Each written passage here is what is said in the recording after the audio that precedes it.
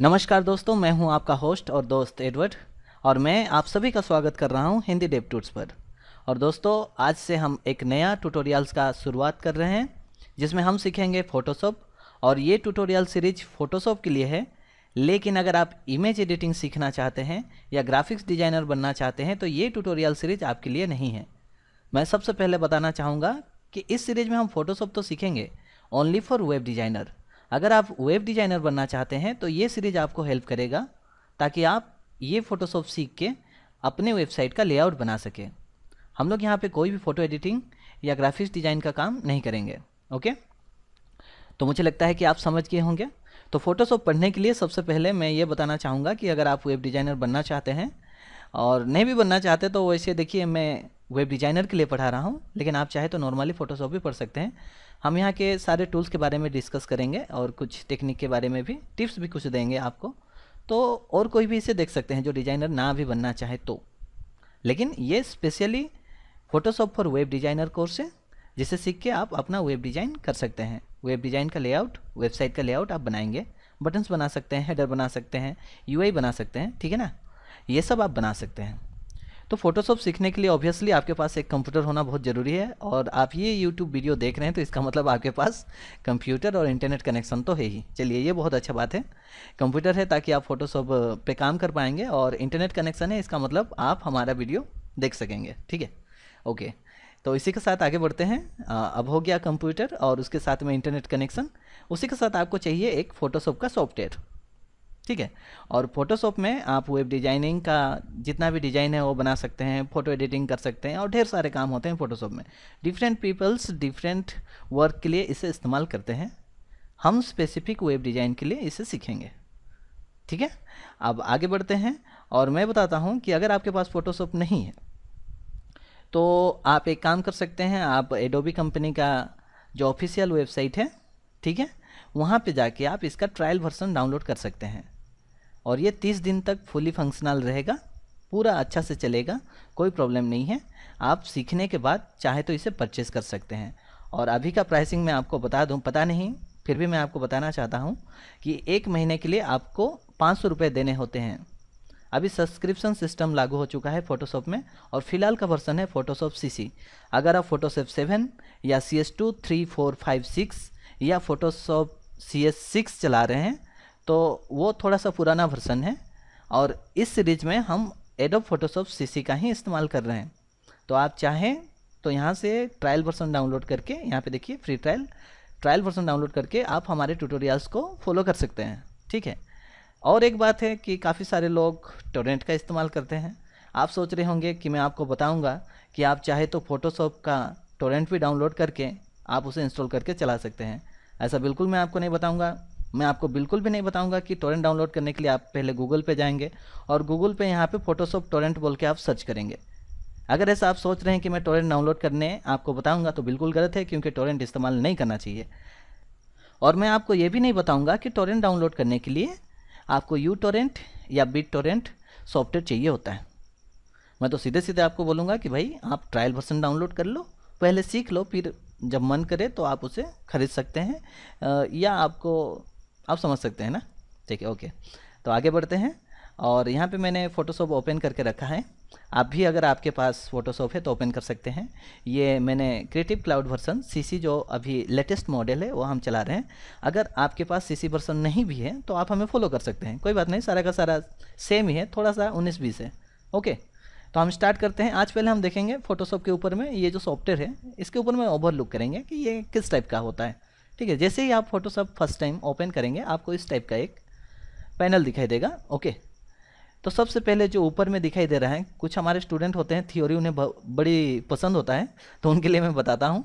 ऊपर में जो लाइन दिखाई दे रहा है आपको, इसे आप मेनू बार बोल सकते हैं, ठीक है। उसके नीचे आपको एक लाइन और दिखाई दे रहा है, इसे हम ऑप्शन बार कहते हैं। और यहाँ पे आप लेफ़्ट साइड में देख रहे हैं, इसे हम टूल बार कहते हैं।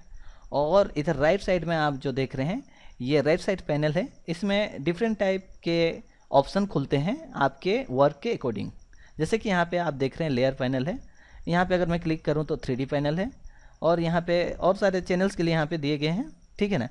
और मैं आपको ये बताना चाहूँगा कि आप जो भी राइट साइड में जो पैनल आप बनाना चाहते हैं, आपके काम के अकॉर्डिंग ये चेंज हो सकता है। यहाँ पे ऊपर में आप देख सकते हैं, फ़िलहाल हम लोग 3D ऑप्शन में हैं, लेकिन जब आप फर्स्ट टाइम ओपन करेंगे तो इसेंशियल में वो होगा, इस टाइप का आपको लुक दिखाई देगा। और हम अभी से इसी लुक पे काम करेंगे। ओके, तो आपको यहाँ पे अगर आपका चेंजेस हो गया है तो उसे आपको चेंज करके इसेंशियल करना है। अब अपना कस्टम भी वर्क स्पेस बना सकते हैं, खैर उसे छोड़िए, मैं आपको फिर से दिला दूँ, मैं आपको फिर से याद दिला दूँ। ये सबसे पहला जो टॉप में आपको दिखाई दे रहा है ये मेनू बार है, क्योंकि यहाँ पे मेनू है, उसके नीचे ऑप्शन बार है, और यहाँ लेफ्ट साइड में आपको दिखाई दे रहा है ये टूल बार है, और राइट साइड में यहाँ पे राइट साइड पैनल आपको दिखाई दे रहा होगा। ओके, तो इसी के साथ आप फोटोशॉप तो आपने खोल लिया। चलिए यहाँ पे हम एक नया फाइल बनाते हैं। सबसे पहले एक फ़ाइल बनाने सीखते हैं, ठीक है। उसके लिए आप जा सकते हैं फाइल पे और क्लिक करेंगे न्यू। यहाँ पे अगर मैं न्यू पे क्लिक करूँ तो नया फाइल तो बन ही जाएगा, लेकिन राइट साइड में आपको देखिए Ctrl+N दिखा रहा है। ओके, तो Ctrl+N अगर मैं मारूँ तो न्यू फाइल क्रिएट हो जाएगा। अगर आपको फोटोशॉप सीखना है तो ऑब्वियसली जितना भी शॉर्टकट की आप याद रख सकते हैं कोशिश करिए उसे याद रखने के लिए। ऐसा कोई ज़रूरी नहीं है, लेकिन जितना आप याद रखेंगे उतना फास्ट काम कर पाएंगे फोटोशॉप में, ठीक है। तो हम लोग फर्स्ट तो माउस का ही इस्तेमाल करते हैं, और मैं यहाँ पे न्यू पे क्लिक करता हूँ। जैसे यहाँ पे मैं न्यू पे क्लिक करूँगा आपको बहुत सारे ऑप्शन दिखाई दे रहे हैं, एक एक करके सारा का सारा डिटेल्स मैं आपको बताऊँगा। फिलहाल इतना टेंशन नहीं लेना है, आप धीरे धीरे हम लोग सीखेंगे। ओके, तो सबसे पहले कोई भी अगर आप फाइल खोलते हैं तो उसका तो नाम तो देना पड़ेगा। चलिए हम लोग यहाँ पे एक नया फाइल बना रहे हैं, तो मैं इसका नाम टेस्ट दे सकता हूँ। ओके, या उसके बाद में यहाँ पे आपको प्रीसेट दिखाई दे रहा है। अगर आप प्रीसेट पे क्लिक करेंगे तो डिफरेंट टाइप ऑफ पेपर्स, देखिए फोटोशॉप में खास करके डिजाइनिंग का काम होता है, तो उस हिसाब से पेपर डिफरेंट टाइप के होते हैं, ठीक है ना। जैसे यूएस पेपर अगर मैं सेलेक्ट करूं तो यहाँ पे आपको बहुत सारे ऑप्शन आएंगे, जैसे कि लेटर, लीगल, और दूसरा एक है यहाँ पे अगर मैं इसे क्लिक करके चेंज कर दूं, जैसे कि इंटरनेशनल पेपर, तो आपको ये A4, A5, A6 ये सुना सुना लग रहा है जी। हाँ, अगर आप प्रिंट आउट निकालने जाते हैं तो A4 साइज पेपर का नाम सुने होंगे जी जी, बस वही कुछ है। उसी तरह यहाँ पे नीचे ऑप्शन में और भी हम चेंज कर सकते हैं, जैसे जो लोग फ़ोटो बनाते हैं वो लोग फ़ोटो यहाँ पे 2:3 का और 4:6 का, 5:7 का, इस टाइप का, वो लोग 8:10 इस टाइप का वो लोग फ़ोटो साइज बनाते हैं। 4:6 पे फ़ोटो आपने देखा होगा, 5:7, 8:10 इस टाइप का आता है ना फ़ोटो, याद आ रहा है या? ठीक है, उसी तरह से हम आगे बढ़ते हैं, लेकिन हमें ये सब नहीं जानना है, हम लोग इंटरेस्टेड है वेब में। हम यहाँ पे वेब सेलेक्ट करेंगे तो आपको ये आजकल जो हम वेब लेआउट बनाते हैं उसका एक साइज़ यहाँ पे दिखा रहा है 800x600 दिखा रहा है, लेकिन हम इसे चेंज करेंगे और मिनिमम मेरे हिसाब से ये 1280x1024 होना चाहिए। आप इसका कस्टम भी बना सकते हैं, ऐसा कोई ज़रूरी नहीं है, आप कुछ भी ले सकते हैं। फ़िलहाल के लिए हम लोग 1280x1024 यहाँ पे सेलेक्ट करते हैं, ठीक है। यहाँ पे आपको विड्थ दिखा रहा है, चौड़ाई कितना है, और ये आपका हाइट, और यहाँ पे रेजोल्यूशन है, इसके बारे में हम बाद में जानेंगे।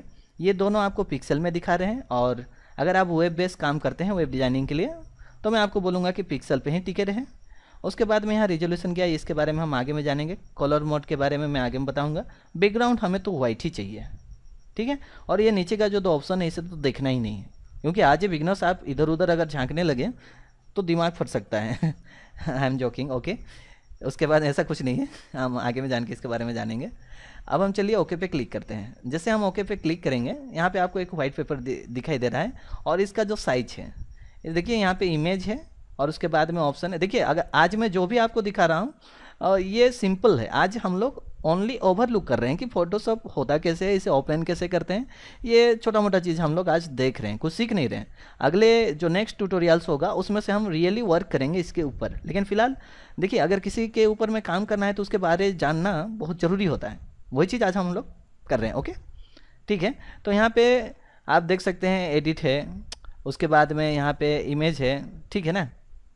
मेरा स्क्रीन साइज इतना छोटा है कि मुझे मेनू भी दिखाई नहीं दे रहे हैं, ठीक है। यहाँ पे मैं इमेज पे अगर जाऊँगा तो यहाँ पे इमेज साइज बोल के एक ऑप्शन है, जिसका शॉर्टकट की Alt+Ctrl+ यहाँ पे L है शायद, क्या है मैं थोड़ा सा स्क्रीन में ठीक से देख नहीं पाता हूँ। Alt+Ctrl+L जी, आप अगर क्लिक करेंगे तो आपको इमेज साइज दिखाएगा, क्योंकि देखिए ये शॉर्टकट मैं कभी इस्तेमाल करता नहीं, इसलिए मुझे याद नहीं है। लेकिन आप ज़रूर याद रखें, ओके, ठीक है। जैसे ही आप इमेज साइज पे क्लिक करेंगे तो यहाँ आपको इंचेस में दिखा रहा है, आप इसे चेंज करेंगे, उसे पिक्सल कर देंगे तो आपको देखिए 1280 और 1024 जो हमने सेलेक्ट किया था वही दिखा रहा है। ओके, तो अभी हमने एक नया डॉक्यूमेंट बनाया है, एक नया पेज बनाया है, इसमें हम कुछ भी बना सकते हैं। यहाँ पे टूल है, एक एक के बारे में हम लोग जानेंगे। आज के लिए बस इतना ही है कि हम आज एक नया फाइल बनाएं और अब हम इसे सेव करेंगे।